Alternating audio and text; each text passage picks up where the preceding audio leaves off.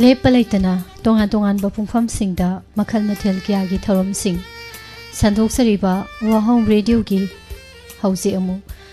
ꯃꯌꯥꯝꯗ ꯑꯃꯨꯛ ꯂꯥꯟꯊꯣꯛꯆꯔꯤ ꯑꯗꯣꯝꯅ ꯃꯦꯁꯦꯖꯇ ꯈꯟꯕꯤꯔꯛꯄ ꯏꯁꯩꯒꯤ ꯊꯧꯔꯝ ꯇꯥꯕꯤꯔꯤꯕ ꯑꯃꯗꯤ ꯃꯤꯠꯌꯦꯡ ꯇꯥꯕꯤꯔꯤꯕ ꯃꯌꯥꯝ ꯄꯨꯝꯅꯃꯛꯄꯨ ꯄꯨꯁꯄꯥꯔꯥꯅꯤ ꯂꯥꯏꯁ꯭ꯔꯣꯝꯅ ꯑꯃꯨꯛꯀ ꯍꯟꯅ ꯇꯔꯥꯝꯅ ꯎꯛꯆꯔꯤ ꯈꯨꯔꯨꯝꯖꯔꯤ ꯑꯌꯥꯡꯕꯗ ꯋꯥꯍꯣꯡ ꯔꯦꯗꯤꯑꯣ ꯌꯨꯇ꯭ꯌꯨꯕ ꯂꯥꯏꯚ ꯆꯥꯠꯇ ꯂꯦꯡꯁꯤꯟꯕꯤꯔꯛꯂꯤꯕ ꯃꯌꯥꯝ ꯇꯔꯥꯝꯅ ꯎꯛꯆꯔꯤ ꯊꯥꯒꯠꯄ ꯐꯣꯡꯗꯣꯛꯆꯔꯤ इमा खिताबती कोंथौजम सार रबिन मैते खुमुजम सार सुरंजोय कोनसम पबुंग जयंत कुमार जयंत कुमारा पबुंग तरामनो उसरी स्माइना कुमारा अदगी दुदाना कौबजे कोइगी इमा अहल ओरबा इमा सिंगगा कौबा याम फजबनी कुमारा दगी लई ममिंग को रा से हप्सला को याम फजबनी याम नुंगाई सार खोइरोम रोबिन जॉय से रोशोबती इसे परमेश्वरी अंजलि सिंथाम इसे शांति लाइश्रम एमडी शहीद खान इबुंग सुतराम न उसरी इबुंग अंजन होजाई ngakpa इसे रोमिता सनसम इमा सोबिता सोइबम कका लाइश्रम रदा तराम न उचरी इमा बिनो कोंजेंगबम लेंसन बिरकलिबसिंग इसै हौरसी अमु इसै रोमदा माइ ओनसिलसी इबुंग निंथेमबलाई सुम थोंजु सार बिसोय तोंब्रम इबुंग बिजानदो थागसरी लोइनना फेसबुक लाइव ता सार महेंद्र हाउबिजम्पिया निंग बकायरबा पुंसीनी हारिबा आईडी बुसु तरामनो उक्चरी आईडी रोइन तरामनो इसे निंग बकायरबा पुंसीनी हारिबा आईडी सिगी मपु मरुप लोई बुसु तरामनो उक्चरी हाइतारे गुड आफ्टरनून पिया इसे अहान बई ngasi kanagiनो kanana khanbirakpano kari isaino खुलांग खांगदा लैको सिगी इसै की इसेल से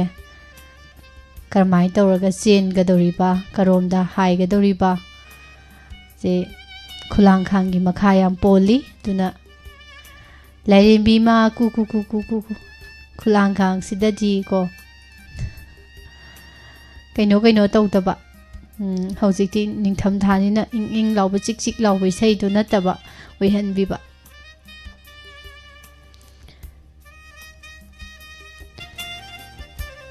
लौखचरी मिस इसै अमदा ताजगे मंदाकिनीना सकपा नंगी वाहै कयादा हाइबा इसैदु वाहोंग रेडियो डायमंड टीवी यंगबिरिबा पुमनमका तामिनजगे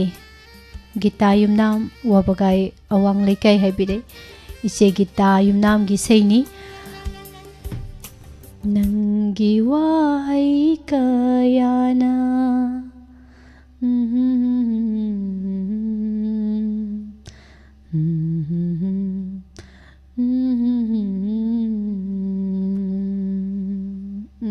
सेटनी मैम सेटनी को सेटनी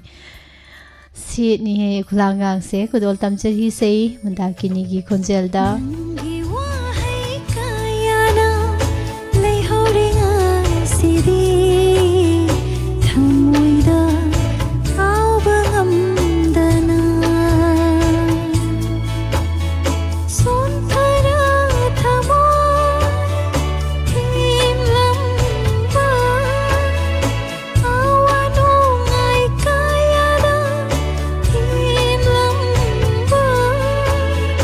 Terigi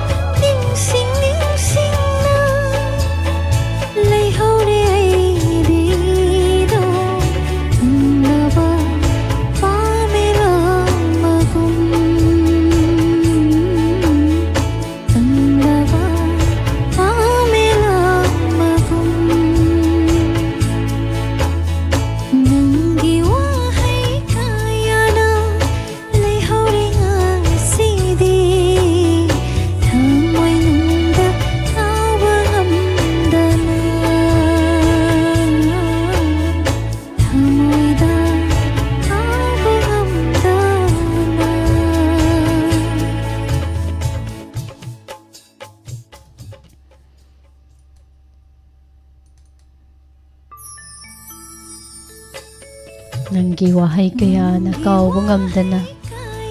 leihore thamoida phajaba isai ni kaino mi jaja law mangi mi kunthra bu kaino karai da hongnara chatlino toijibo angak pani ko mase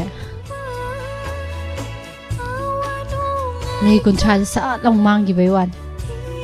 thi ba chat tawsu mi kunthra nga sugre karom dono chat khrise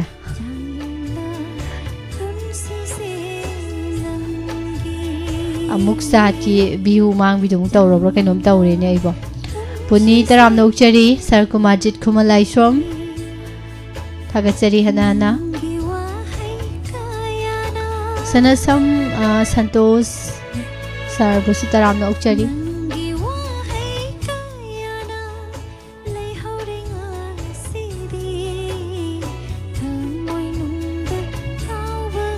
Anjali Madam Renu Imanabi Burjeshwari Thagachari Hana Ise Mabem Kaksing thank you Thamoi Kaigre Ise Mabem gi Nitulai good afternoon Ise Lalita Yankom Sir Laikram Sitaljit Ise Prameshwari Ise Ranjita Ngangom Ise Santi Ise Romita Ima Ngang Biton, Ima Guneshwari Rajkumari, Ibung Anjan, Ima Sobita Thagachari Loinana Thoi Mangang good afternoon Sir Mahendra, Sir Bimol, Niha Sahani Ibung Premjit Haubam, Nungshiraroi Khalabana Hakse Nataure Anjali Priya Inaw Sa Mangang Ise Junita Konsam Thagachari Hana Facebook da laibiri basing busu isai nungai na tamina si haizari mathangi isai kanana khanbirakpano yengsi isa ibema mamasu isai amata tajage moirang them tiken gi singdon kaya landuna punsi thaudang-gi paikringai haina seho bai sei do tajage isai khali bai premita yum khaibam moirang haibire ima premita susang nai ni sei khan bai ma singi marakta mani yam thagat chei ma isai se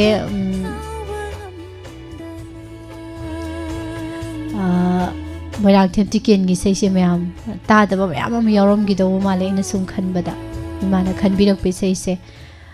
jinglon kaya landuna pai kringai haina seho bi sei naren turning wombagi mayekta punsi thaudang pang khingai nangdi migi oiram le nangdi migi oiram le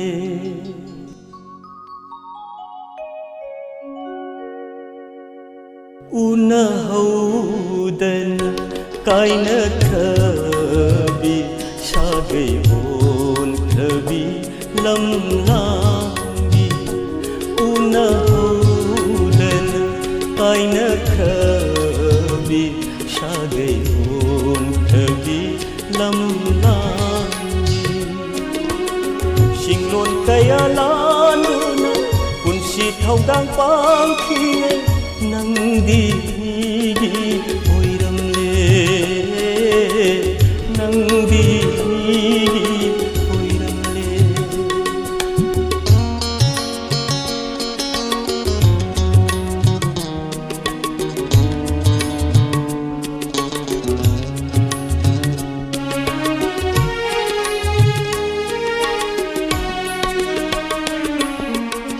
shinthariba pirangna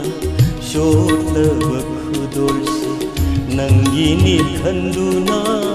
puraphani miramdagi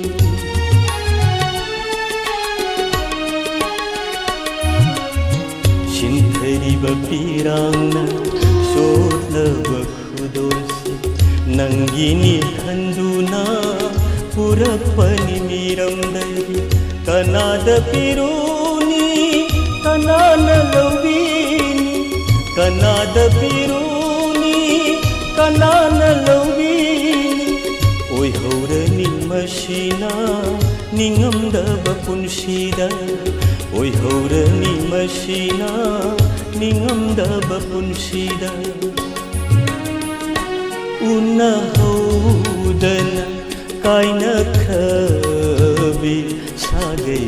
ꯑꯣꯟꯈ꯭ꯔꯕꯤ ꯂꯝꯂꯥꯡꯕꯤ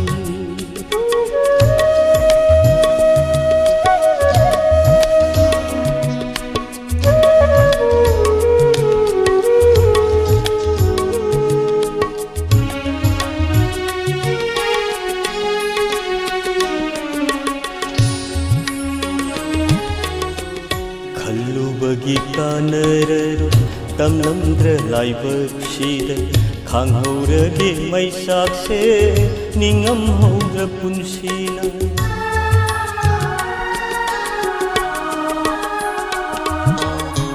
ꯈꯜꯂꯨꯕꯒꯤ ꯀꯥꯟꯅꯔꯔꯣꯏ ꯇꯝꯂꯝꯗ꯭ꯔ ꯂꯥꯏꯕꯛꯁꯤꯗ ꯈꯥꯡꯍꯧꯔꯒꯦ ꯃꯩꯁꯥꯛꯁꯦ ꯅꯤꯡꯉꯝꯍꯧꯗ꯭ꯔ ꯄꯨꯟꯁꯤꯅ ꯌꯥꯏꯐꯕ ꯃꯔꯥꯟ ꯌꯥꯏ ꯆꯠꯂꯣꯀꯣ ꯆꯥꯅꯕꯤ ꯌꯥꯏꯐꯕ ꯃꯔꯥꯟ ꯌꯥꯏ ꯆꯠꯂꯣꯀꯣ ꯆꯥꯅꯕꯤ ꯄꯤꯖꯔꯤ ꯕꯤꯗꯥꯏꯁꯦ ꯅꯤꯡꯉꯝꯍꯧꯗ꯭ꯔ ꯄꯨꯟꯁꯤꯅ ꯄꯤꯖꯔꯤ ꯕꯤꯗꯥꯏꯁꯦ ꯅꯤꯡꯉꯝꯍꯧꯗ꯭ꯔ ꯄꯨꯟꯁꯤꯅ ꯎꯅꯍꯧꯗꯅ ꯀꯥꯏꯅꯈ꯭ꯔꯕꯤ ꯁꯥꯒꯩ ꯑꯣꯟꯈ꯭ꯔꯕꯤ ꯂꯝꯂꯥꯡꯕꯤ ꯎꯅꯍꯧꯗꯅ ꯀꯥꯏꯅꯈ꯭ꯔꯕꯤ ꯁꯥꯒꯩ ꯑꯣꯟꯈ꯭ꯔꯕꯤ ꯂꯝꯂꯥꯡꯕꯤ ꯂꯝꯂꯥꯡꯕꯤ ꯂꯝꯂꯥꯡꯕꯤ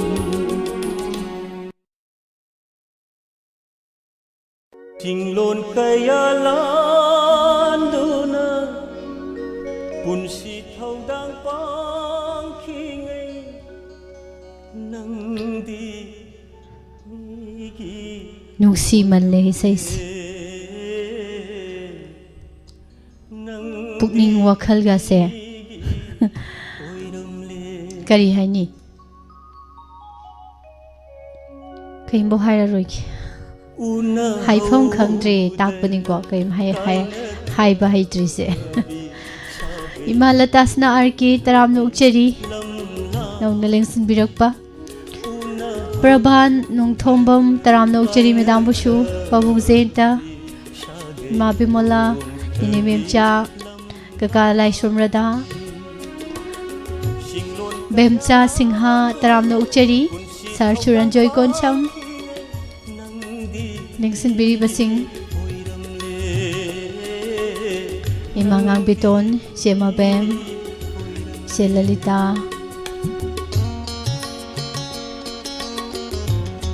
Thomas ꯁꯤꯡ ꯇꯔꯥꯝꯅ ꯎꯛꯆꯔꯤ house wife इमा वाहेंगबम सुबिता इमा सुशीला लेंसिंबिरिबा पुमनमक नेने सावित्री नेने नते सावित्री तरामना उक्चरी नितुलाई इबों बिजांदो याम नुंगाइजरे मी मांगमद्रे Ratna Wahengbam good afternoon Nirubema good afternoon पुकनिंग नुंसिरमबदो निरु उबदामो खरादी फारे नहांगे उरुदबदो वसी उबसिदको अंजलि मैडम थौनाव जंपाकपी साबिमोल इबो प्रेमजीत पिया निहा साहानी सोमेरिया चनु इबो निथेंबा कनो सोमेरिया सिना याम कन्ना नोक्तना लेरमिसे सेट सोंजिदा थोइ मंगांग सेट से तले एं मंग नुंगाइती करी उपाय ले थोय उपाय लेते आइजु खुलांगांदो फजना कौगिबनिको अदु मथंगिसिना कमाय तौरकपा मु येंगसि मिस इसे मता खंजगे इमोइनु तुगी Arvinga Pusparanigana Sakpa Nangbu Pakhanglo Haina Chehobise Miska Wahong Radio Tariba Yengliba Singapuna Tamina Tazage Khanbirakpa Chandra Khongdagi Rosita Nahabire Miss Wahong Radio Tariba Yengliba Singa Punna Miska Hairi Tazage Aigidi ai adum Tazage Itumina Leba Talle Duna Monitor si ho na laikhalaga tazage Rosita yam nungai sei phajaba ma khanbirakpagi thagachari Nangbu pakhanglo Nangbu niparo Nangbu pakhanglo Nangbu niparo Teng teng teng teng teng Teng teng teng teng teng Arvinga Sitraga na sakliba Biskupta Laishomgi mayekta toni ahibamna sairangba imoinu tu filamgi se Nangbu pakhanglo Nangbu nuparo Nangbu pakhanglo Nangbu nuparo Ahangba malangi ipomda Tauduna puriba nungsiba lainam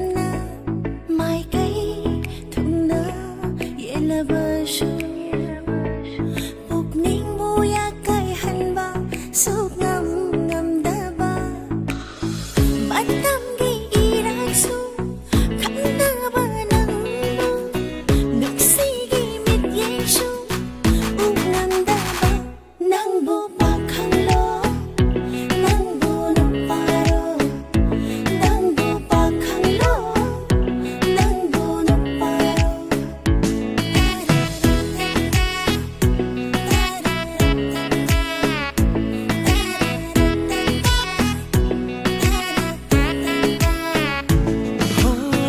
Nangi semjin wahiduna Oi halle pangdaba Fiji da punduna thamliba Nangi nungshi kisi se Thok lage ngasidi namangsida Thok lage ngasidi namangsida Nungsiba haidraga Nungsiba tambige Lamlan ba koy mugong Na thairaga poi kinu Ikot na semjaba Layrangi na chomse Jinbira mune Aigi na para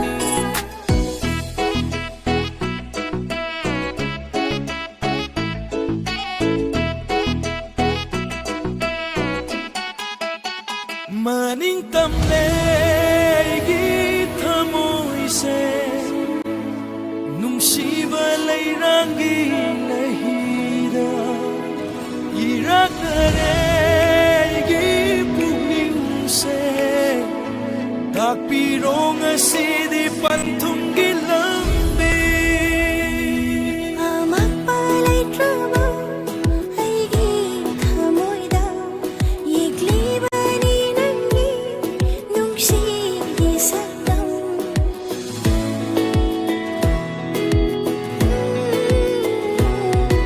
Amak palay traba Aigi thamoyda Yikliba ni nangi Nungsigi sakdam Tamna lay traba su Nungsigi panthong Kong thang na lep traba di Yaw ni nawa Nangbu pakhanglo Nangbu nuparo Nangbu pakhanglo Nangbu nuparo Nangbu pakhanglo Nangbu nuparo Nangbu pakhanglo Nangbu nuparo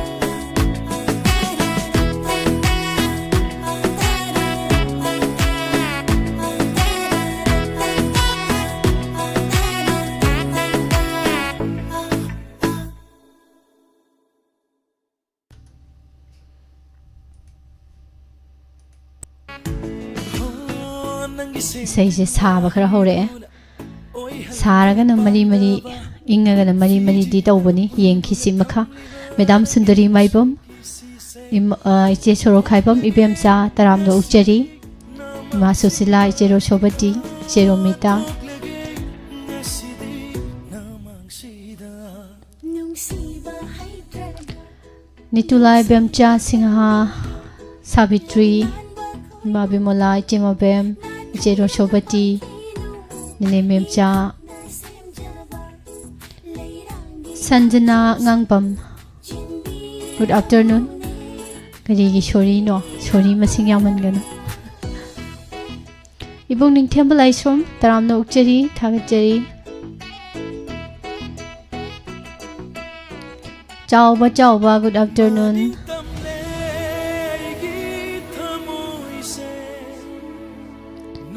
I hen bathirak bani ko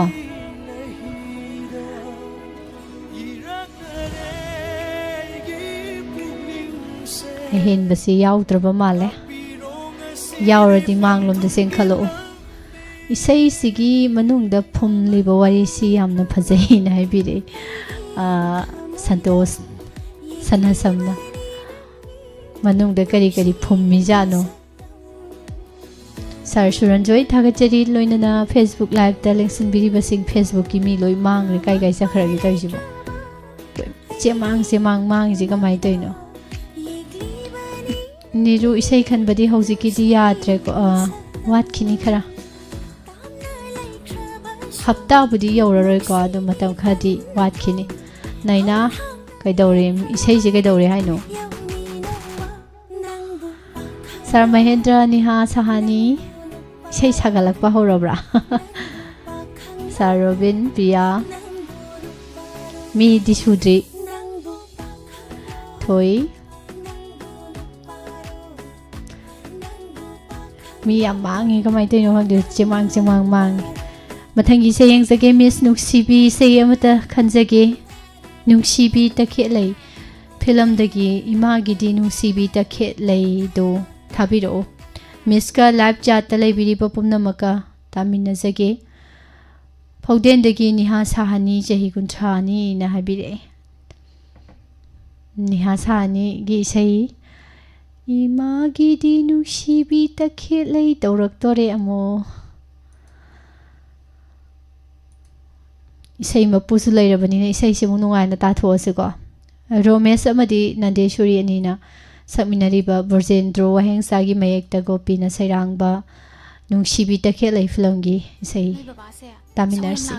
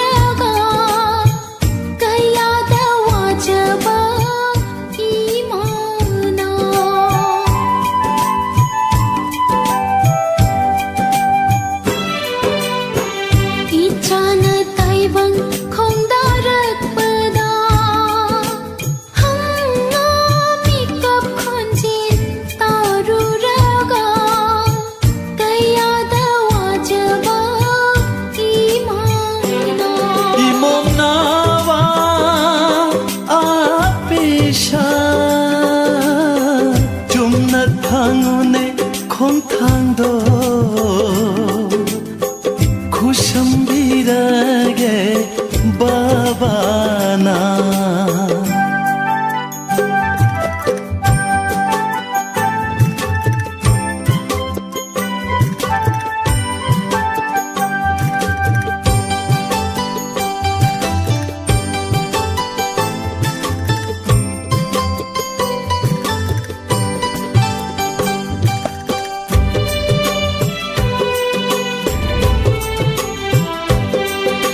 Wanglen mi kup khudingda ngairi babana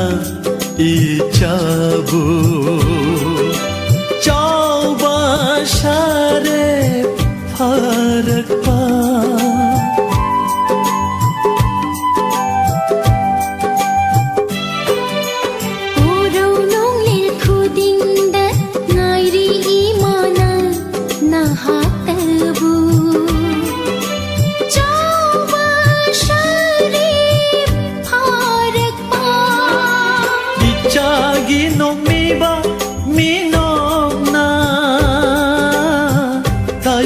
Thamoy shumhat hallo punsigi shintha panglero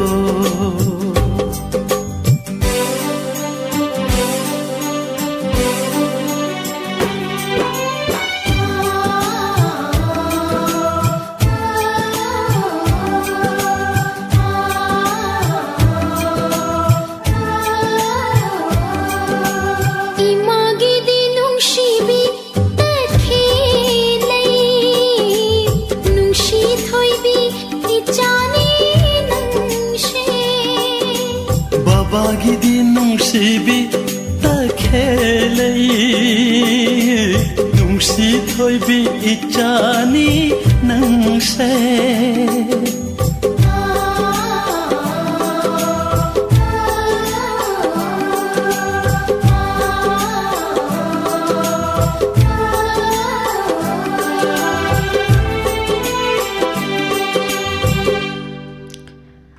Taram nokcheri sei sigaloina naibung Mr. Don.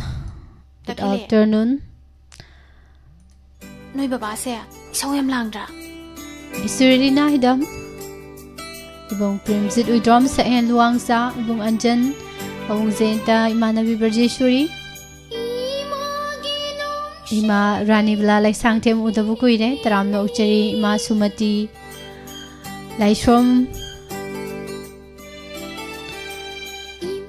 Chero Shobati Tagachari Ima Sobita Soibam Chero Mita Mitulai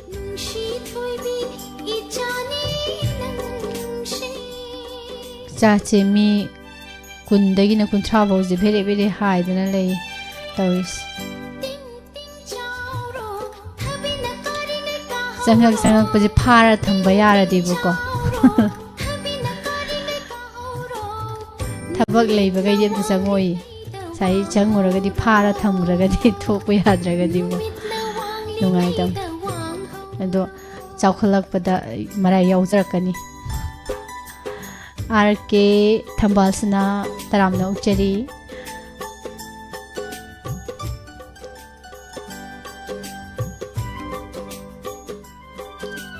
Sir Khomai Maibam good afternoon kuire ko ngasi dim thengnare yam nungai Taramna Ukchari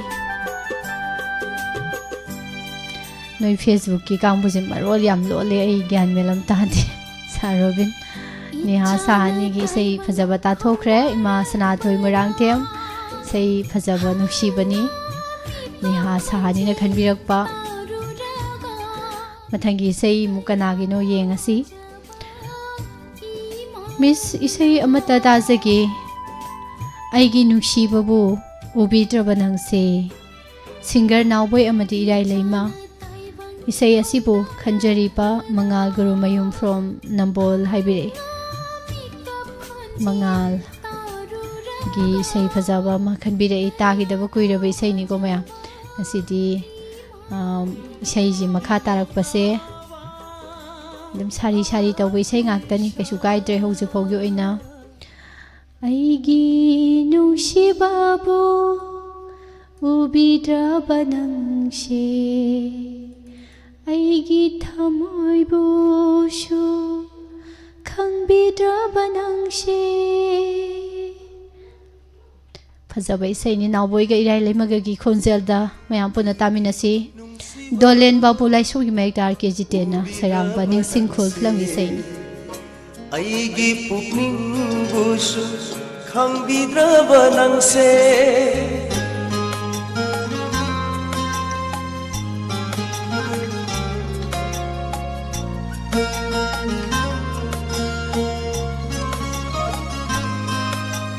आईगी नुंगसी Babu उबिद्राबा नंगसे आईगी पुकनिंग बुसु खांबिद्राबा नंगसे कैदौ बलापनो इनाका कैदौ ngै amu ankhini aigi nungsibabu ubidraba nangse aigi pukning busu khangbidraba nangse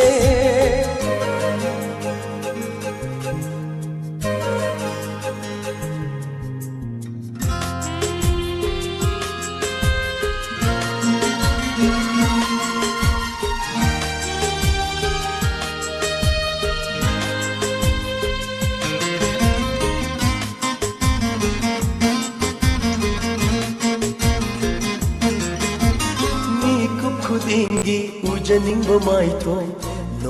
nokmi ba yengjaningba natau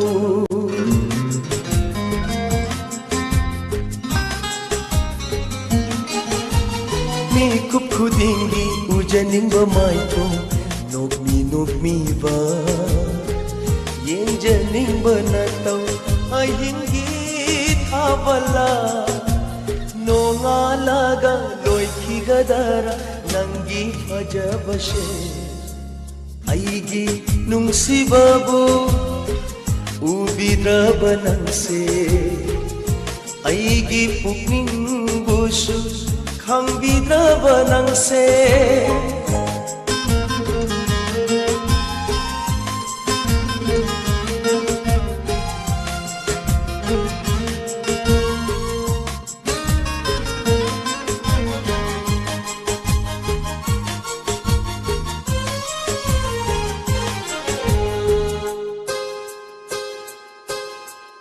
aigi wakhal se tapthaba ngamre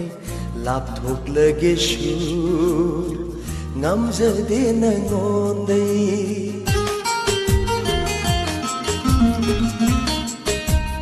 aigi wakhal se tapthaba ngamre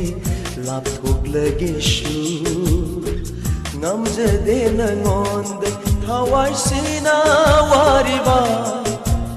kanagino khangdana aibu khangamda wahalle namusodana aigi nungsibabu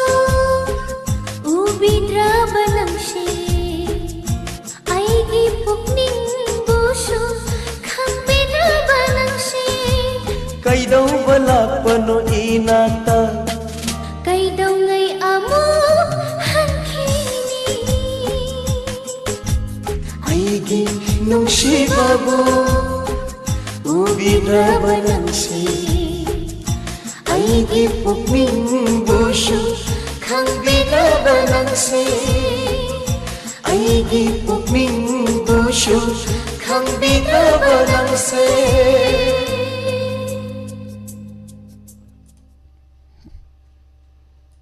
फजद्रा इसे से मैं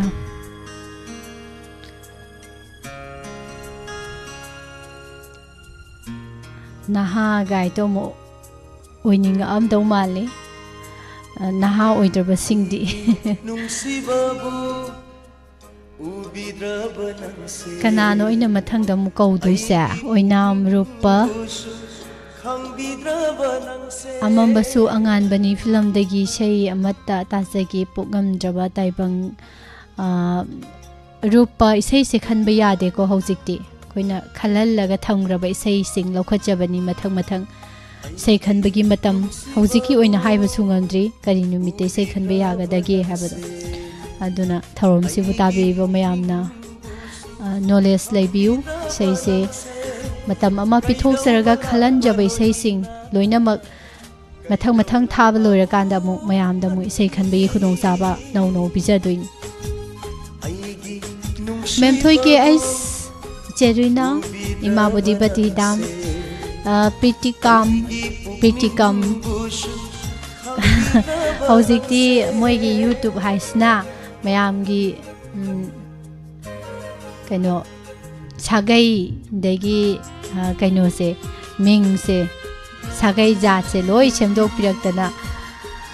ꯄ꯭ꯔꯤꯇꯤꯀꯝꯒꯁꯤ ꯀꯅꯥꯅꯣꯗꯨ ꯈꯪꯗ꯭ꯔꯦ Ibung Kewai Manglemba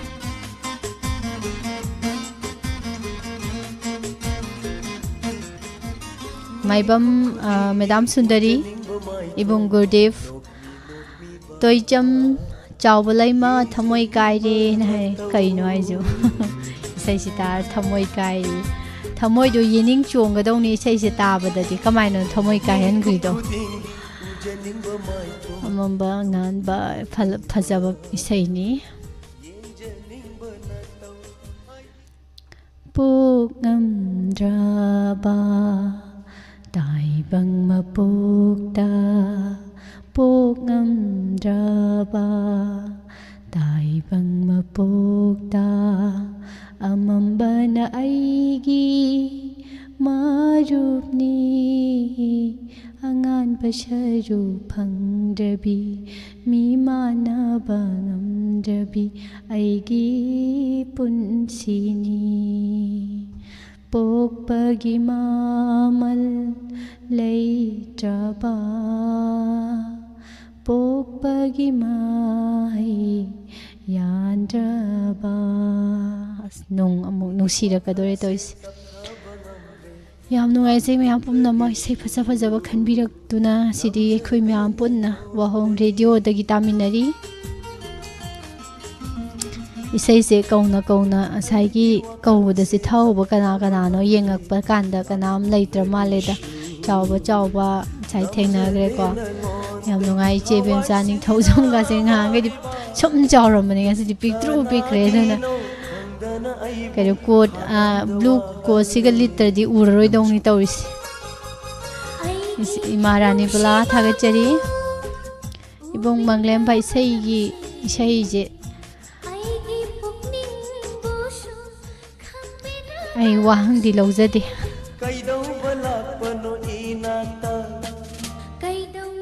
Ima sanathoi job card sufam dagi Sangla ini say taba panghoraroi haidana aisni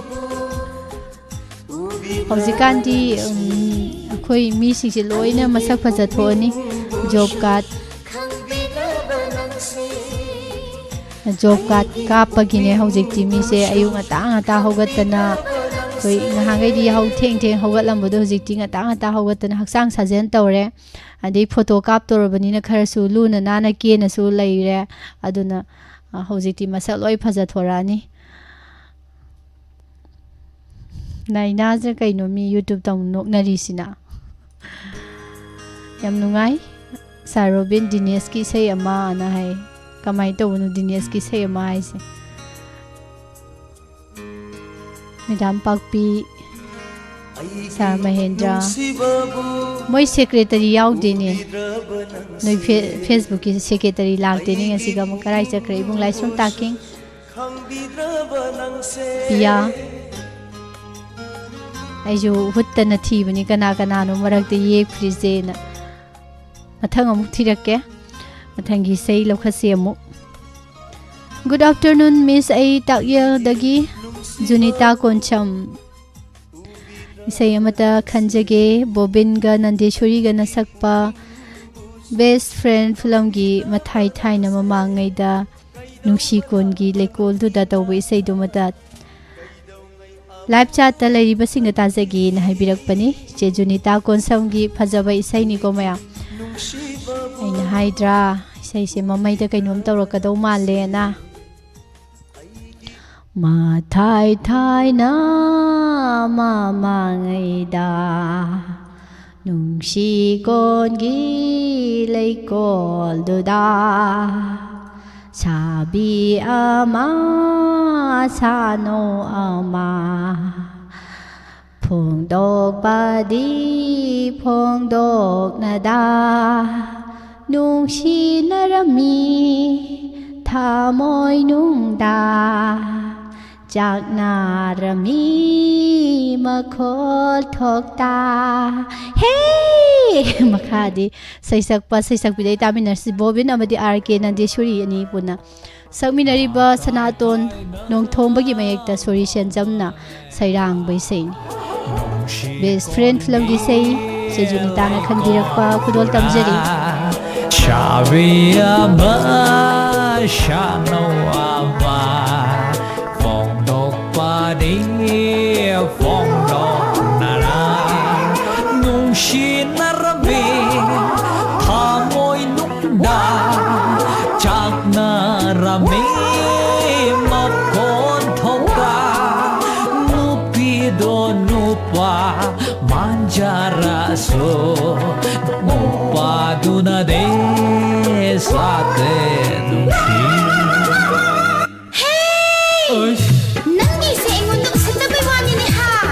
Natida. Nangi sengon da sana bai wani ne ha. Ngai koda. Nangi isai di taning de cho. Taning da tau, taning da tu. Oh yare adudi yaure gi ba. Oh yare yauro ba. Chan lage. Chalona. Khamaroi dro. Khamaroi. Aseng bai ro. Hagi ro.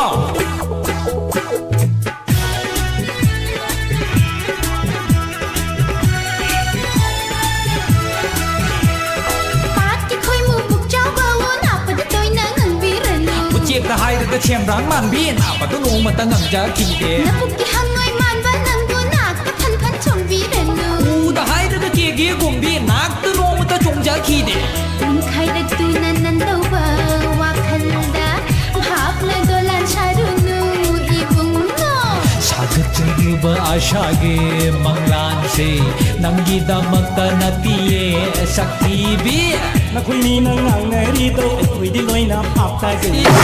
khang nge loi chai ro oi na ri ni khang nge khang khe da oi na ri ni khang nge loi chai ro oi na ri ni khang nge siam khang re bai mong ni khang bi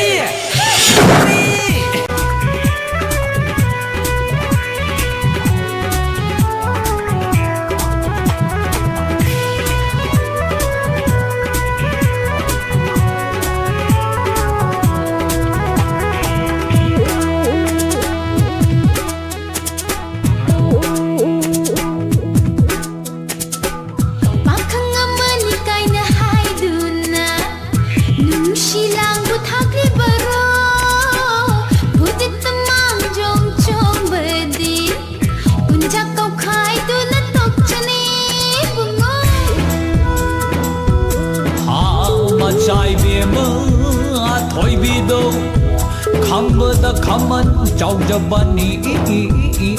da shanbi da shana inama go matunda ko inga inabani da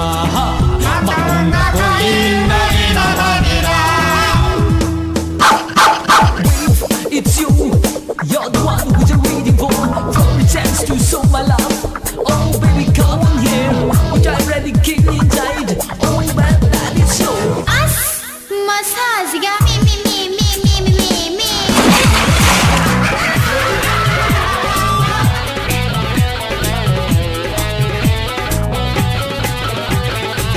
Party khoi puk cha ba wo na pa da toi na ngang bi ran nu. Chimra hai da cham rang man bi na pa da no wat ngang ja ki de. Na puk ki hangoi man ba nang bu ina da phan phan chong bi ran nu. Da hai da ke ge gum bi nak da nong da chong ja ki de.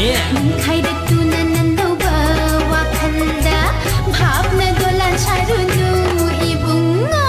Sakaleva aisha ge dalan se tangi damak natiye sakhi ve. Na khui ni na ngang ne ri to khui di loi na phap ta ju ye. Na khui ni na ngang ne ri to khui di loi na phap ta ju ye. Oi na ri ni khang ye, loi chai to oi na ri ni khang ye. Ani khang jo. Oi na ri ni khang ye, loi chai to oi na ri ni khang ye. Hey, ji tu cha sa ni. Ki thi bi. Ai khang ni mo ni ha. Lai pe. Oi.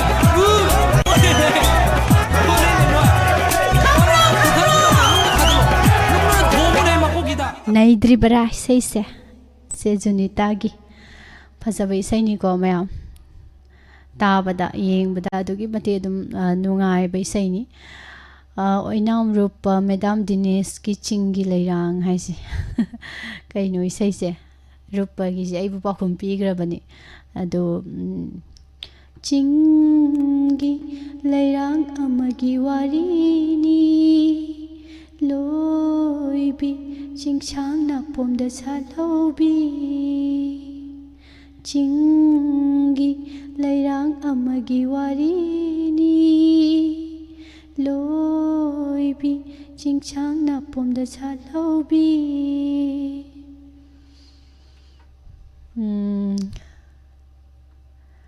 ꯄ꯭ꯔꯤꯇꯤꯀꯥ M ꯍꯥꯏꯕꯅꯤ ꯑꯗꯣ ꯂꯣꯏ ꯁꯝꯖꯟꯅꯈ꯭ꯔꯕꯅꯤꯅꯕꯀꯣ ꯑꯩꯈꯣꯏꯒꯤ email ꯁꯦꯝꯕꯗ ꯌꯥꯎꯈꯤꯕ Google email ꯁꯦꯝꯕꯗ ꯌꯥꯎꯈꯤꯕꯗꯣ ꯉꯥꯛꯇꯅꯤ ꯗꯥꯏꯔꯦꯛꯅꯤ ꯆꯣꯡꯊꯣꯔꯛꯏꯁꯦ ꯑꯩꯈꯣꯏ ꯐꯔꯛꯇꯒ ꯁꯦꯝꯖꯤꯟꯕ ꯑꯥꯏꯗꯤꯗꯨ ꯅꯠꯇꯕꯀꯣ ꯑꯗꯨꯅ ꯑꯗꯨꯅꯦ ꯃꯤꯡꯁꯦ ꯐꯖꯔꯤ ꯄ꯭ꯔꯤꯇꯤꯀꯥꯝ ꯀꯥꯏꯅ ꯊꯥꯒꯠꯆꯔꯤ ꯏꯕꯨꯡ ꯃꯤꯁꯇꯔ ꯗꯣꯟ ꯉꯁꯤꯗꯤ ꯏꯁꯩꯁꯦ ꯏꯕꯨꯡꯁꯦ ꯏꯁꯩꯁꯦ ꯌꯥꯝ ꯅꯨꯡꯉꯥꯏꯅ ꯇꯥꯏꯗ ꯁꯥꯔ ꯃꯙꯨꯔꯖꯤꯠ ꯏꯔꯨꯡꯕꯝ ꯏꯕꯨꯡ ꯑꯟꯖꯟ ꯁꯥꯔ ꯔꯣꯕꯤꯟꯗ꯭ꯔꯣ ꯏꯃꯥ ꯔꯣꯁꯃꯅꯤ ꯌꯦꯟꯗ꯭ꯔꯦꯝꯕꯝ ꯏꯕꯨꯡ ꯀꯦꯋꯥꯏ ꯃꯪꯂꯦꯝꯕ ꯏꯃꯥ ꯕꯤꯃꯣꯂꯥ ꯏꯕꯨꯡ ꯄ꯭ꯔꯦꯝꯆꯤꯠ ꯎꯏꯗ꯭ꯔꯣꯝ ꯄꯗꯃ ꯊꯥꯒꯠꯆꯔꯤ ꯃꯦꯝꯊꯣꯏ ꯁꯅꯥꯍꯜ ꯃꯩꯁꯅꯥꯝ ꯏꯆꯦ ꯔꯣꯁꯣꯕꯇꯤ ꯏꯆꯦ ꯃꯕꯦꯝ ꯀꯛꯆꯤꯡ ꯁꯛꯑꯦꯟ ꯂꯨꯋꯥꯡꯁꯥ ꯊꯥꯒꯠꯆꯔꯤ ꯃꯌꯥꯝ ꯄꯨꯝꯅꯃꯛ ꯁꯣꯐꯤꯌꯥꯁꯨ ꯌꯧꯁꯤꯜꯂꯛꯑꯦ ꯇꯔꯥꯝꯅ ꯑꯣꯛꯆꯔꯤ ꯃꯌꯥꯡꯂꯝꯕꯝ ꯄ꯭ꯔꯤꯌꯥꯗꯥꯁꯤꯅꯤ ꯅꯦꯅꯦ ꯍꯦꯂꯦꯟ ꯃꯣꯏꯔꯥꯡ ꯈꯨꯅꯧ ꯊꯥꯒꯠꯆꯔꯤ ꯍꯟꯅ ꯍꯟꯅ ꯒꯨꯗ ꯑꯥꯐꯇꯔꯅꯨꯟ ꯏꯆꯦ ꯁꯥꯟꯇꯤ ꯏꯃꯥ ꯕꯨꯗꯤꯕꯇꯤ ꯍꯤꯗꯥꯝ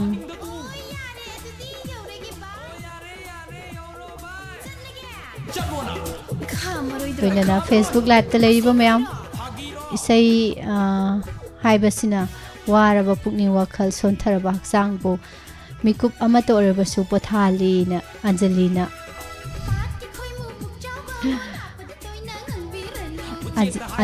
ꯍꯥꯏꯔꯛꯏꯁꯤ ꯆꯨꯝꯃꯤꯀꯣ ꯃꯌꯥꯝ ꯃꯤꯁꯇꯔ ꯖꯦꯝꯁ ꯕꯣꯟ ꯁꯥꯔ ꯔꯣꯕꯤꯟ ꯅꯤꯍꯥ ꯁꯍꯥꯅꯤ ꯅꯩꯕꯅꯦ ꯃꯤ ꯑꯗꯨꯅꯦꯕ ꯁꯥꯔ ꯃꯍꯦꯟꯗ꯭ꯔ ꯊꯥꯒꯠꯆꯔꯤ ꯑꯗꯨꯝ ꯀꯧ ꯂꯩꯔꯦꯗ ꯏꯕꯨꯡ ꯂꯥꯏꯁ꯭ꯔꯝ ꯇꯥꯈꯤꯡ ꯏꯅꯥꯎꯕ ꯊꯧꯗꯥꯝ ꯁꯣꯔꯤ ꯆꯦꯟꯖꯝꯒꯤ ꯅꯪꯒꯤ ꯂꯝꯕꯤꯗ ꯆꯠꯂꯤꯕ ꯑꯉꯧꯕ ꯏꯁꯩ ꯈꯜꯂꯛꯄꯒꯤ ꯑꯣꯏꯔꯒꯗꯤ ꯈꯨꯗꯣꯡꯆꯥꯕꯗꯣ ꯂꯩꯇ꯭ꯔꯦ ꯏꯪꯂꯤꯁꯁꯨ ꯌꯥꯝ ꯂꯣꯜꯂꯦ ꯍꯥꯏꯁꯤꯅꯤ ꯏꯁꯩꯁꯦ ꯃꯊꯪꯒꯤ ꯏꯁꯩ ꯑꯃꯨꯛ ꯂꯧꯈꯠꯁꯤ ꯃꯇꯝ ꯌꯥꯝ ꯂꯩꯁꯜꯂꯛꯇ꯭ꯔꯦꯀꯣ ꯏꯁꯩꯗꯤ ꯃꯌꯥꯝ ꯂꯩꯔꯤ ꯇꯧꯔꯤꯁꯦ ꯃꯤꯁ ꯏꯁꯩ ꯑꯃꯇ ꯇꯥꯖꯒꯦ ꯅꯥꯎꯕꯣꯏꯒ ꯄꯨꯁꯄꯔꯥꯅꯤꯒꯅ ꯁꯛꯄ ꯁꯪꯕꯥꯅꯕ ꯑꯇꯤꯌꯥꯒꯨꯝ ꯍꯥꯏꯅ ꯁꯩꯍꯧꯕꯗꯨ ꯇꯥꯖꯒꯦ ꯃꯤꯁ ꯑꯩ ꯍꯨꯏꯀꯞꯇꯒꯤ ꯊꯣꯏꯕꯤꯅꯤ ꯍꯥꯏꯕꯤꯔꯛꯑꯦ ꯍꯨꯏꯀꯞꯀꯤ ꯊꯣꯏꯕꯤꯒꯤ ꯏꯁꯩ ꯑꯃꯨꯛ ꯇꯥꯔꯁꯤ ꯃꯌꯥꯝ ꯑꯗꯨꯗꯤꯀꯣ ꯁꯪꯕꯥꯅꯕ ꯑꯇꯤꯌꯥꯒꯨꯝ ꯅꯤꯡꯊꯤꯔꯕꯤ ꯃꯥꯏꯊꯣꯡꯒ ꯍꯥꯏꯔꯗꯤ ꯍꯥꯏꯔꯛꯇꯣꯏꯖꯥꯠꯂꯥ ꯀꯔꯤ ꯍꯥꯏꯔꯛꯇꯣꯏꯖꯥꯠꯅꯣ ꯃꯌꯥꯝ ꯌꯦꯡꯉꯁꯤꯀꯣ ꯀꯪꯂꯩ ꯆꯟꯅꯨꯔꯥ ꯐꯤꯂꯝꯒꯤ ꯏꯁꯩꯅꯤ ꯍꯨꯏꯗ꯭ꯔꯣꯝ ꯅꯥꯎꯕꯣꯏ ꯍꯨꯏꯗ꯭ꯔꯣꯝ ꯄꯨꯁꯄꯔꯥꯅꯤ ꯑꯅꯤꯒꯤ ꯈꯣꯟꯖꯦꯜꯗ ꯑꯦꯀꯦꯟꯗ꯭ꯔ ꯇꯦꯟꯁꯨꯕꯅ ꯁꯩꯔꯦꯡꯕ ꯏꯁꯩꯅꯤ ꯖꯦ ꯁꯨꯔꯆꯟꯗ꯭ꯔ ꯁꯔꯃꯅ ꯊꯋꯥꯏ ꯍꯥꯞꯄꯤꯕ ꯏꯁꯩ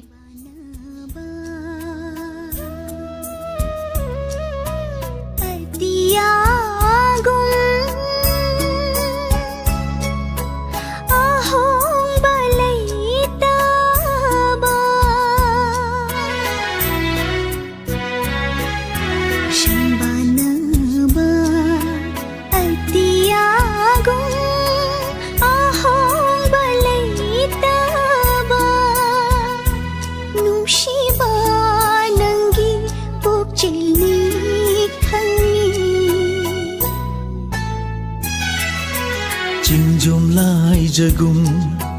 ꯇꯔꯨ ꯇꯁꯦꯡꯕ ꯅꯨꯡꯁꯤꯕꯤ ꯅꯪꯒꯤ ꯊꯃꯣꯏꯅꯤ ꯈꯪꯉꯤ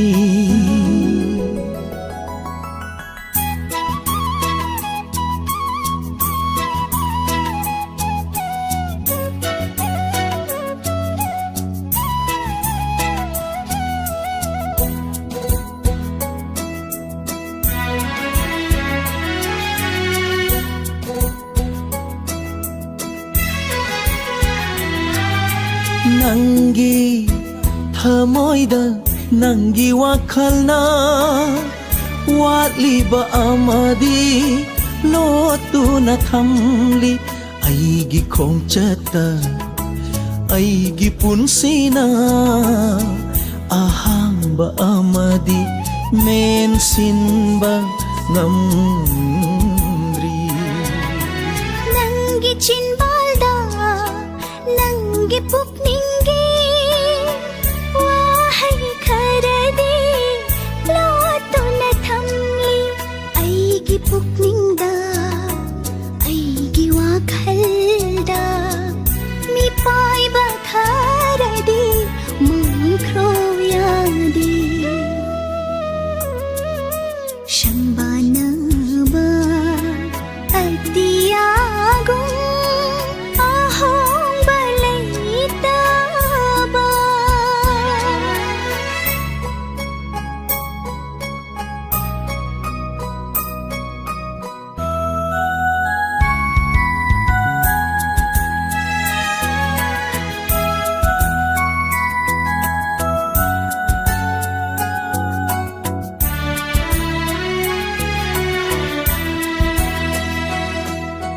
Nashigi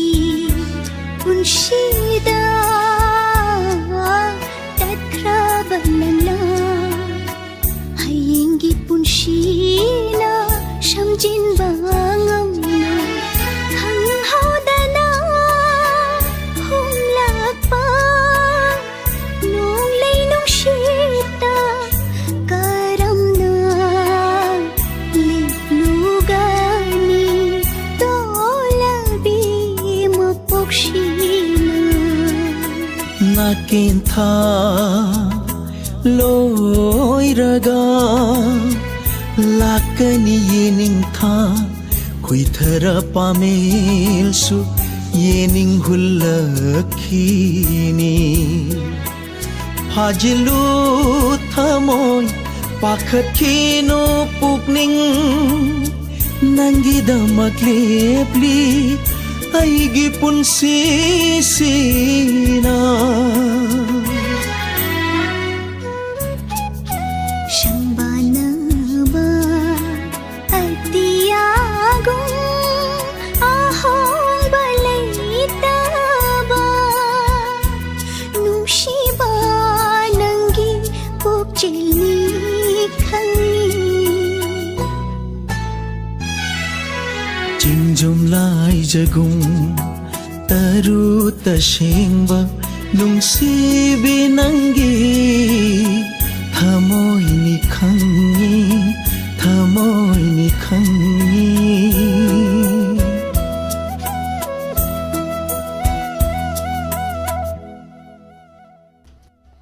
Mangi says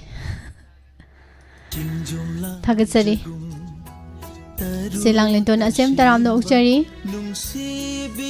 Niru Be Majakai no Som Dong Sila Amizina Ima Kaiba Premita Nini Helen Pabung Zenta Ibung Manglemba Sophia Ibung Premjit Fadama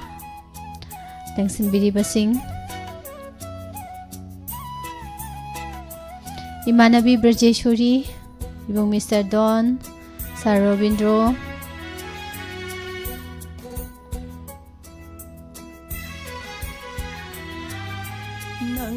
Ima Guneshwari Raskumari Ima Sanato Mishoro Khaibam Sarbizoy Dongbram Ibung Anjan Hozai Ngakpai Serina Hidam Ibung Doba Kuraizam Suyoksan Bide Nasidi Mayam Inspection Lai Section View Duty Fazan Tawbiu Say Dare Say Dugi Fazaba Comment Tawbio Inspection Lai Huzi Ima ise Manitombi Yum Namse Aina Kaudaba Kuire Ubudi Uba Ada Kaudaba Kuire Ba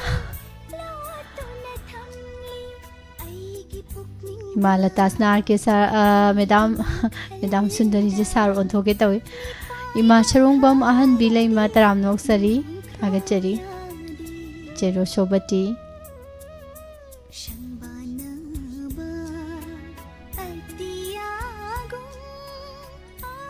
Loinana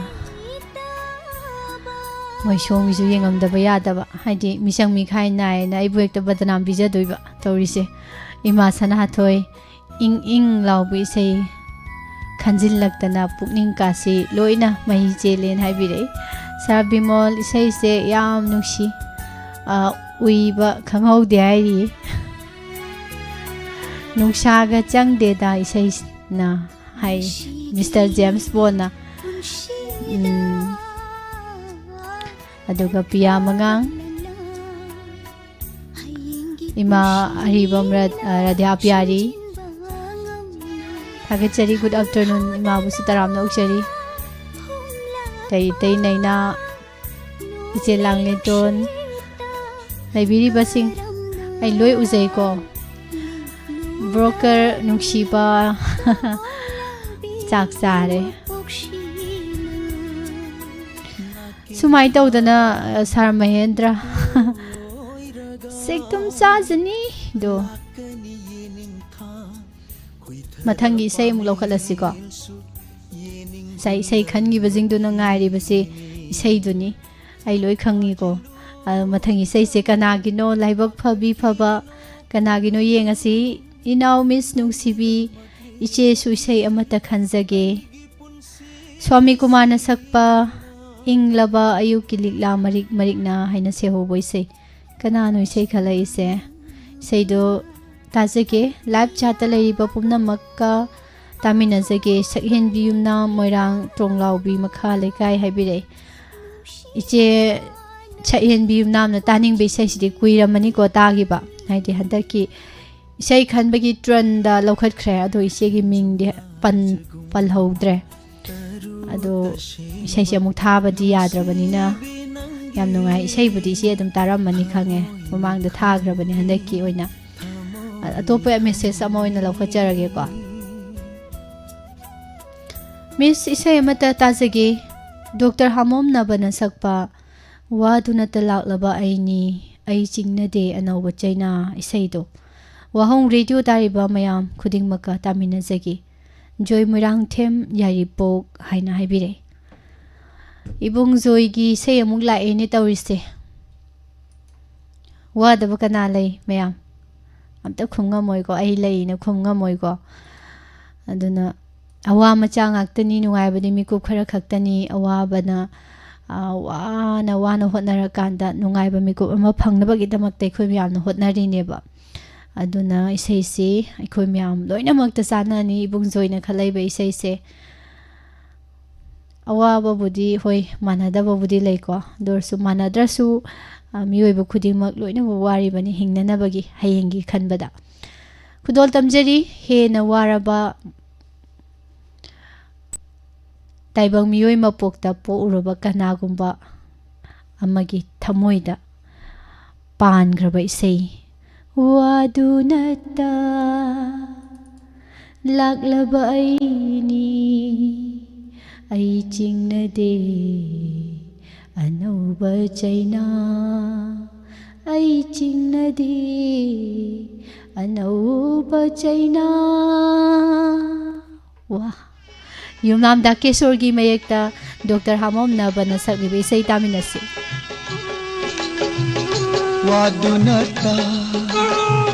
laklaba aini ai chingnade anauba chaina wadunata laklaba aini ai chingnade anauba chaina pithokiba thawai hakcha niraroi amu piu haina wadunata laklaba aini ai chingnade anauba chaina ai chingnade anauba chaina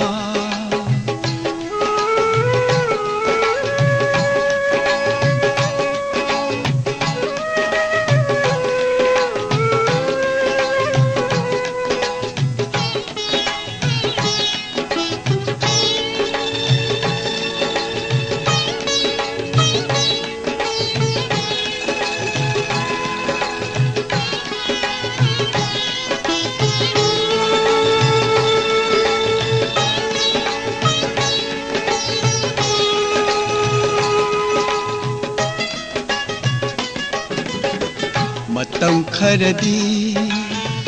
आई नोक्चखी मतम खरदी आई नोक्चखी मांगी तुंगी अवाब काउखी अयुक नुंथिल नुमिदांग चुप मंगलान अमद ngawjaki ayuk nungthil lumidang chupa manglan amada nungai ki wadunata laklaba aini ai chingnadi anauba chaina ai chingnade anauba chaina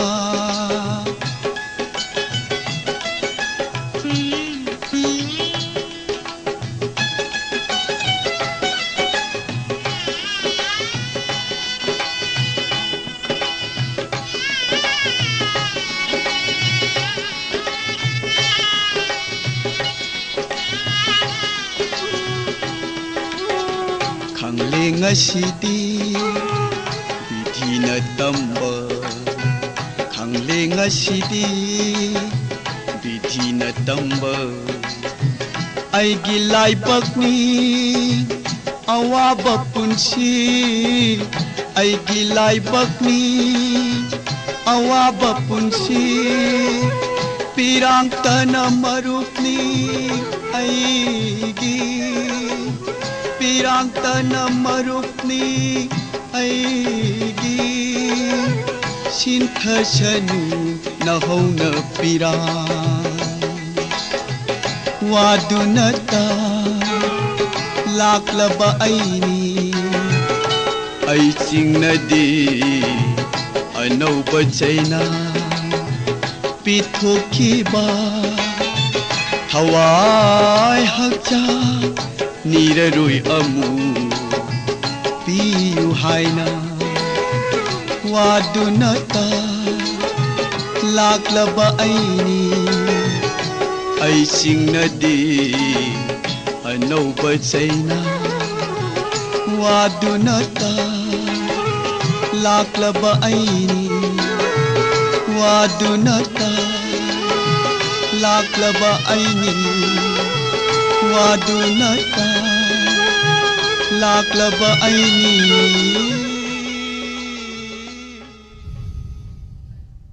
ai hakcha nirarui amu nungsi ko mayam isei mek se gum zoi merang thingna khanbirakpa isei ni thagachari ai singnadi anauba chaina ai chingnade anauba chaina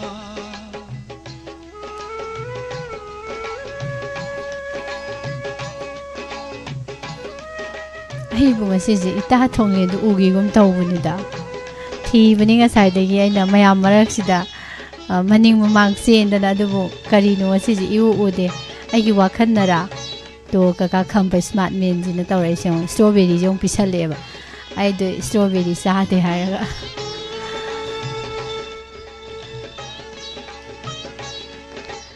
babung jenta thagachari se saitapati maibam ima rosmani yandrembam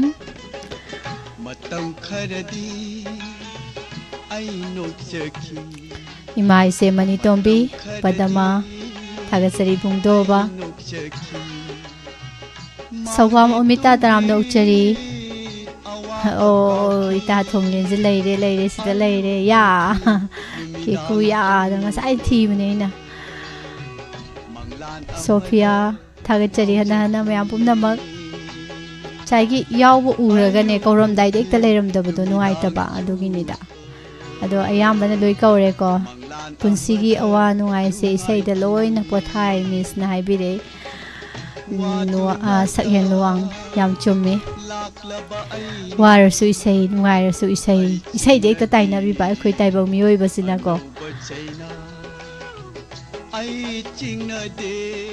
kanana bo je warabani na aibu kaino sadana kabi sadana isei da hujiki ꯋꯥꯗꯨ ꯅꯠꯇ ꯂꯥꯛꯂꯕ ꯑꯩꯅꯤ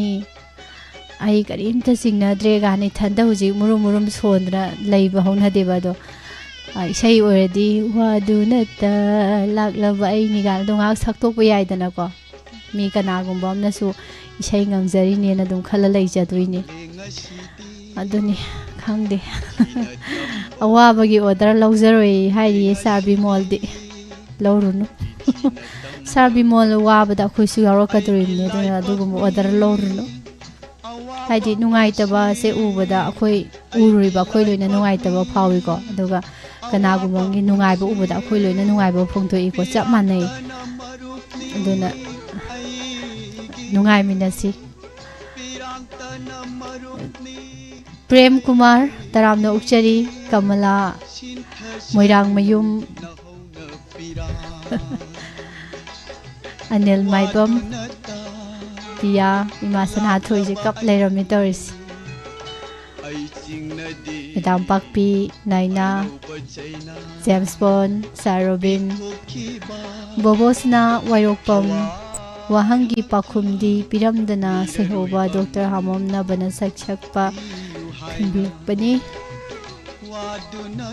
ꯑꯩ ꯏꯊꯟꯗ ꯁꯨꯝ ꯈꯨꯝꯕꯁꯦ ꯋꯥꯔꯦ ꯃꯌꯥꯝꯁꯨ ꯈꯔ ꯈꯨꯝꯕꯤꯌꯨ ꯃꯌꯥꯝꯅ ꯏꯁꯩ ꯈꯜꯂꯛꯄꯁꯦ ꯍꯦꯛ ꯍꯥꯏꯖꯤꯟꯕꯨ ꯏꯁꯩ ꯑꯃꯇꯪꯒ ꯀꯩꯅꯣ ꯂꯧꯈꯠꯍꯧꯔꯁꯤ ꯃꯌꯥꯝ ꯃꯇꯝꯁꯤ ꯈꯤꯖꯤꯛ ꯈꯛꯇꯪ ꯂꯩꯔꯤꯉꯩꯁꯤꯗ ꯊꯕꯥꯇꯣꯟ ꯐꯤꯂꯝꯒꯤ ꯁꯨꯔꯦꯟꯒ ꯁꯨꯁꯃꯤꯇꯥꯒꯅ ꯁꯛꯄ ꯅꯤꯡꯖꯕ ꯃꯥꯅ ꯅꯨꯡꯁꯤꯕ ꯃꯥꯅ ꯇꯧꯕ ꯏꯁꯩꯗꯣ ꯇꯥꯖꯒꯦ ꯈꯟꯖꯔꯛꯂꯤꯕ ꯑꯩꯒꯤ ꯃꯤꯡ ꯍꯥꯏꯗꯣꯔꯣꯏꯒꯦꯗꯣ ꯍꯥꯏꯗꯣꯔꯣꯏꯒꯦ ꯑꯔꯣꯏꯕꯁꯤ ꯀꯅꯥꯒꯤꯅꯣ ꯀꯛꯆꯤꯡ ꯃꯥꯏꯀꯩꯗꯒꯤ ꯈꯜꯂꯛꯄ ꯏꯁꯩꯅꯤ ꯂꯥꯏꯚ ꯆꯥꯠꯇ ꯂꯩꯕ ꯃꯌꯥꯝꯒ ꯇꯥꯃꯤꯟꯅꯖꯒꯦ ꯍꯥꯏꯗꯅ KHANBIRAKPA ꯔꯦꯅꯨꯕꯂꯥ ꯏꯃꯥꯅ ꯈꯟꯕꯤꯔꯛꯄ ꯏꯁꯩꯅꯤ ꯃꯌꯥꯝ ꯍꯟꯗꯛꯇꯤ ꯏꯃꯥꯁꯤꯡꯁꯦꯀꯣ ꯏꯃꯥꯁꯤꯡꯁꯦ ꯌꯥꯏ ꯍꯥꯏꯁꯤꯅꯤ ꯅꯤꯡꯖꯕ ꯃꯥꯅ ꯅꯨꯡꯁꯤꯕ ꯃꯥꯅ ꯏꯅꯥꯛꯇ ꯂꯦꯞꯂꯔꯕꯗ ꯌꯦꯡꯖꯕ ꯅꯠꯇꯅ ꯍꯥꯏꯉꯝꯗꯦ ꯋꯥꯍꯩꯁꯤ ꯊꯃꯣꯏꯒꯤ ꯅꯨꯡꯁꯤꯕ ꯅꯤꯡꯖꯕ ꯃꯥꯅ ꯅꯨꯡꯁꯤꯕ ꯃꯥꯅ ꯏꯁꯩꯁꯦ ꯑꯩ ꯑꯗꯨꯝ ꯁꯛꯅꯤꯡꯉꯛꯑꯦꯗ ꯊꯕꯥꯇꯣꯟ ꯐꯤꯂꯝꯒꯤ ꯏꯃꯥ ꯔꯦꯅꯨꯕꯂꯥꯅ ꯈꯟꯕꯤꯔꯛꯂꯤꯕ ꯏꯁꯩ ꯃꯌꯥꯝ ꯄꯨꯟꯅ ꯇꯥꯃꯤꯟꯅꯁꯤ ꯁꯨꯔꯦꯟ ꯑꯃꯗꯤ ꯁꯨꯁꯃꯤꯇꯥ ꯑꯅꯤ ꯄꯨꯟꯅ ꯁꯛꯃꯤꯟꯅꯔꯤꯕ ꯏꯁꯩꯅꯤ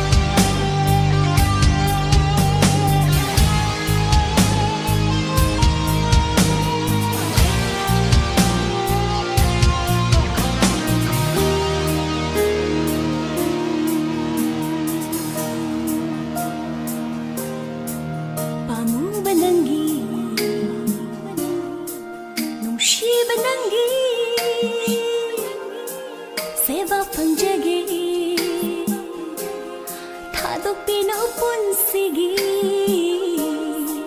ꯄꯥꯝꯃꯨꯕ ꯅꯪꯒꯤ ꯅꯨꯡꯁꯤꯕ ꯅꯪꯒꯤ ꯁꯦꯕ ꯐꯪꯖꯒꯦ ꯊꯥꯗꯣꯛꯄꯤꯅꯨ ꯄꯨꯟꯁꯤꯒꯤ ꯅꯪꯅ ꯊꯋꯥꯏꯅꯤ ꯅꯪꯅ ꯄꯨꯟꯁꯤꯅꯤ ꯑꯩꯅ ꯍꯛꯆꯥꯡꯅꯤ ꯅꯪꯅ ꯃꯃꯤꯅꯤ ꯅꯪꯅ ꯊꯋꯥꯏꯅꯤ ꯅꯪꯅ ꯄꯨꯟꯁꯤꯅꯤ ꯑꯩꯅ ꯍꯛꯆꯥꯡꯅꯤ ꯅꯪꯅ ꯃꯃꯤꯅꯤ ꯍꯥꯞꯇꯣꯛꯅꯕ ꯌꯥꯔꯣꯏ ꯀꯥꯏꯅꯕ ꯌꯥꯔꯣꯏ ꯃꯄꯣꯛ ꯃꯄꯣꯛ ꯈꯨꯗꯤꯡꯗ ꯊꯦꯡꯅꯁꯤꯀꯣ ꯅꯪ ꯑꯩ ꯍꯤꯡꯃꯤꯟꯅꯁꯤ ꯄꯨꯟꯁꯤꯒꯤ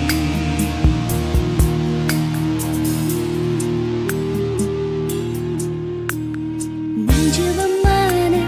ꯅꯨꯡꯁꯤꯕ ꯃꯥꯅ 이나tta ꯂꯦꯞꯂꯔꯕꯗ ꯌꯦꯡꯖꯕ ꯅꯠꯇꯅ ꯍꯥꯏꯉꯝꯗꯦ ꯋꯥꯍꯩꯁꯦ ꯊꯃꯣꯏꯒꯤ ꯅꯨꯡꯁꯤꯕ ꯅꯨꯡꯖꯕ ꯃꯥꯅ ꯅꯨꯡꯁꯤꯕ ꯃꯥꯅ 이나tta ꯂꯦꯞꯂꯔꯕꯗ ꯌꯦꯡꯖꯕ ꯅꯠꯇꯅ ꯍꯥꯏꯉꯝꯗꯦ ꯋꯥꯍꯩꯁꯦ ꯊꯃꯣꯏꯒꯤ ꯅꯨꯡꯁꯤꯕ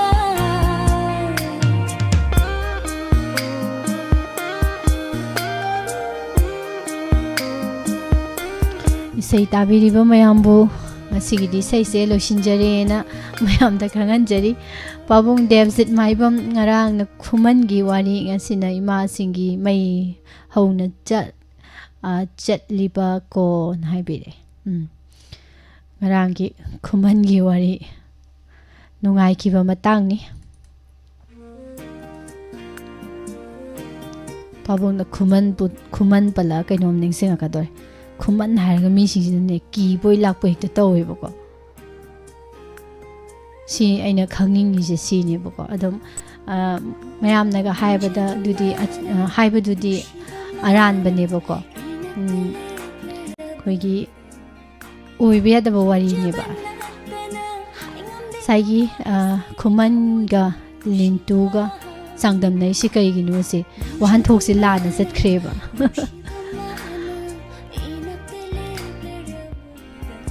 aduni khangde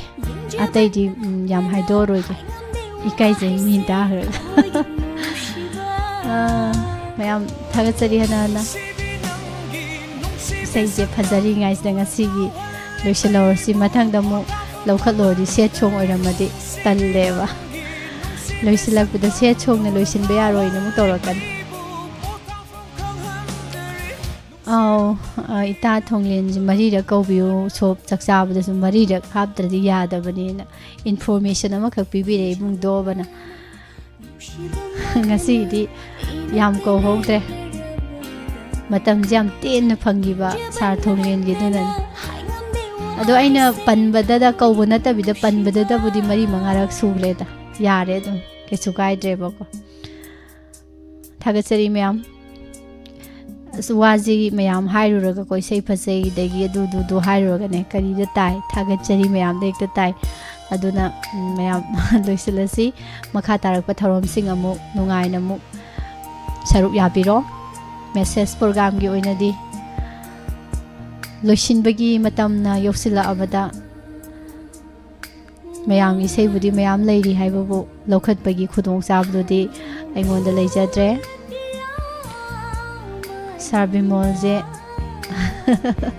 yam nokningi fajana koigi loisin bagi lila yeng bai sai yeng bagi bong la hogalaga namgai ga chat pado akoi gi ti akoi iramdam gi oina di tawroi si kaigino hai kan mi atop state ta di lam da di simaina mayam tinba phom se nation na da mi ga sekta leita ba yaw mayam leita ba ga yaw idana ko lai khrum bagi oro kaigumba ma function ama tawa kanda ado khoi gi manipur gi di yam leibak macha ta na kiu da serial by serial da ko phajana phajabi da tawbodo dogi matung ina thorom se loibada sa bimol na hai se mayam tumin chatna siko na hai bani phajana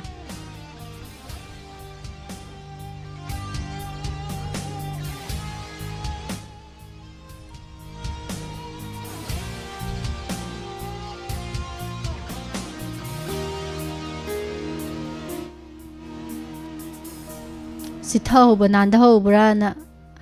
ꯀꯣꯏꯅ ꯌꯦꯡꯉꯛꯄꯅꯤ ꯌꯥꯎꯗ꯭ꯔꯦ ꯅꯥꯟꯊꯕ ꯈꯣꯊꯕ ꯑꯗꯨꯅ ꯃꯌꯥꯝ ꯌꯥꯝ ꯅꯨꯡꯉꯥꯏꯖꯕ ꯑꯄꯦꯟꯕ ꯑꯗꯨ ꯑꯣꯏꯖꯔꯦ ꯏꯃꯥꯕꯨꯗꯤ ꯕꯇꯤꯁꯦ ꯑꯝꯇꯪꯒ ꯀꯧꯔꯝꯒꯦ ꯂꯣꯏꯁꯤꯜꯂꯛꯄꯁꯤꯗ ꯏꯆꯦ ꯄ꯭ꯔꯃꯦꯁꯣꯔꯤ ꯏꯕꯨꯡ ꯖꯤꯇꯦꯟ ꯅꯤꯡꯊꯧꯖꯝ ꯅꯣꯛꯅ ꯀꯥꯏꯅꯔꯁꯦ ꯍꯥꯏ ꯀꯥꯏꯅꯕ ꯍꯥꯏꯒꯅꯨ ꯏꯕꯨꯡ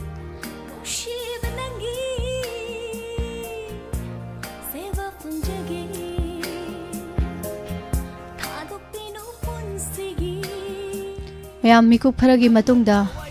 ꯋꯥꯍꯣꯡ ꯔꯦꯗꯤꯑꯣꯒꯤ ꯄꯨꯛꯅꯤꯡꯒꯤ ꯋꯥꯔꯣꯜ ꯊꯧꯔꯝ ꯃꯊꯪꯒꯤ ꯄꯦꯖꯇ ꯐꯦꯁꯕꯨꯛ ꯂꯥꯏꯚ ꯑꯃꯗꯤ ꯌꯨꯇ꯭ꯌꯨꯕ ꯂꯥꯏꯚꯀꯤ ꯑꯣꯏꯅ ꯊꯧꯔꯝ ꯇꯥꯃꯤꯟꯅꯔꯁꯤ ꯂꯣꯏꯅꯅ ꯅꯨꯡꯊꯤꯜꯒꯤ ꯃꯇꯝꯗ ꯂꯥꯏꯚ ꯐꯣꯟ ꯄ꯭ꯔꯣꯒ꯭ꯔꯥꯝ ꯊꯝꯖꯔꯤꯕ ꯁꯔꯨꯛ ꯌꯥꯕꯤꯌꯨ ꯃꯦꯁꯦꯖꯇ ꯈꯟꯕꯤꯔꯛꯄ ꯏꯁꯩꯒꯤ ꯑꯣꯏꯅꯗꯤ ꯂꯣꯏꯁꯤꯟꯖꯕꯒꯤ ꯑꯌꯥꯕꯗꯨ ꯃꯌꯥꯝꯗꯒꯤ ꯂꯧꯖꯔꯤ ꯄꯨꯁꯄꯔꯥꯅꯤ ꯂꯥꯏꯁ꯭ꯔꯝꯅ ꯑꯃꯨꯛꯀ ꯍꯟꯅ ꯈꯨꯔꯨꯝꯖꯔꯤ